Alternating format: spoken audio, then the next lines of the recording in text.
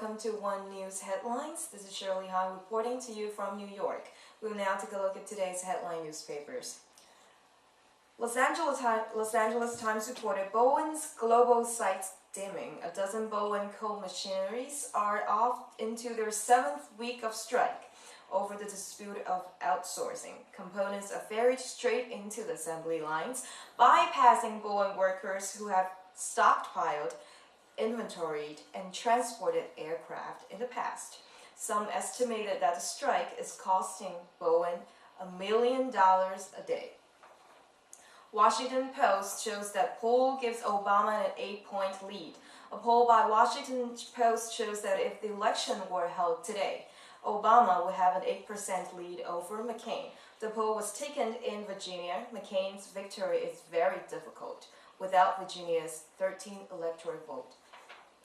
Chicago Tribune reports that Chicago sings the travel blues. Chicago experiences drops in hotel, restaurants, and airlines. 17 restaurants are expected to go bankrupt this year nationally, and 4.7% decline in revenue per hotel room in Chicago next year.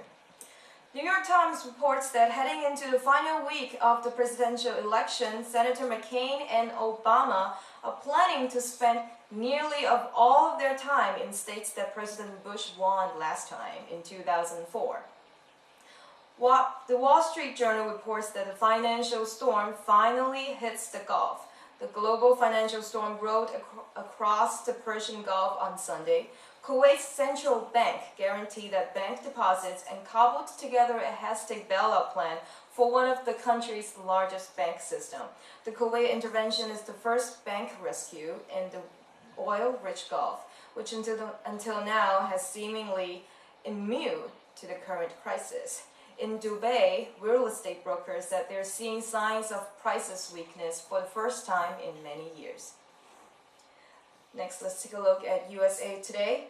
USA Today reports that tight time boosts public colleges. The faltering economic system is forcing many high school seniors who were set on attending private colleges and universities to consider less expensive public schools.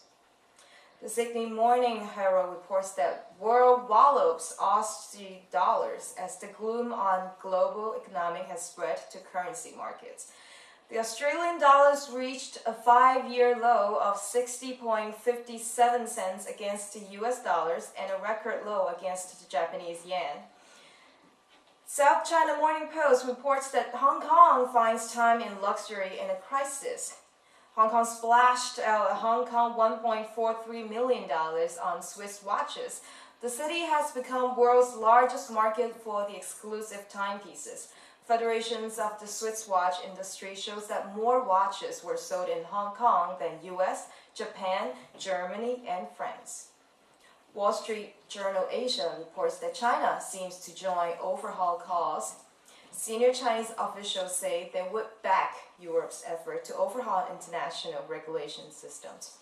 Thank you for watching One News. Today is October 27th. Reporting again from Shirley Han in New York.